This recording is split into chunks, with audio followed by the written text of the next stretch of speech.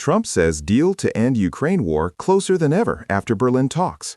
European leaders say they and the U.S. are committed to working together to provide robust security guarantees for Ukraine.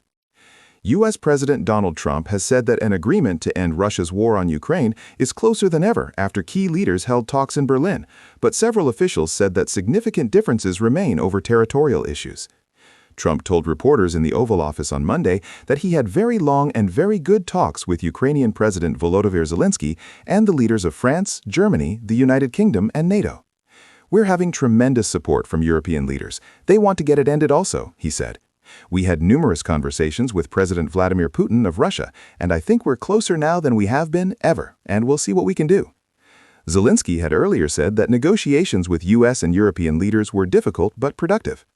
The high-level discussions involving Zelensky, a U.S. delegation led by envoy Steve Witkoff, Trump's son-in-law Jared Kushner, and European leaders took place in Berlin over 2 days amid mounting pressure from Washington for Kiev to make concessions to Moscow to end one of Europe's deadliest conflicts since World War II.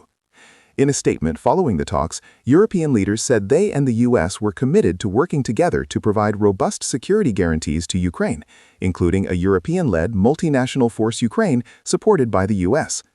They said the force's work would include operating inside Ukraine as well as assisting in rebuilding Ukraine's forces, securing its skies, and supporting safer seas. They said that Ukrainian forces should remain at a peacetime level of 800,000. 2 U.S. officials, speaking to the Reuters news agency, described the proposed protections as Article 5-like, a reference to NATO's Article 5 Mutual Defense Pledge. Ukraine had earlier signaled it may be willing to abandon its ambition to join the NATO military alliance in exchange for firm Western security guarantees. Speaking to reporters in Berlin, Zelensky said that Kiev needed a clear understanding of the security guarantees on offer before making any decisions on territorial control under a potential peace settlement. He added that any guarantees must include effective ceasefire monitoring. Ukrainian officials have been cautious about what form such guarantees could take. Ukraine received security assurances backed by the U.S. and Europe after gaining independence in 1991, but those did not prevent Russia's invasions in 2014 and 2022. German Chancellor Friedrich Merz said Washington had offered considerable security guarantees during the Berlin talks.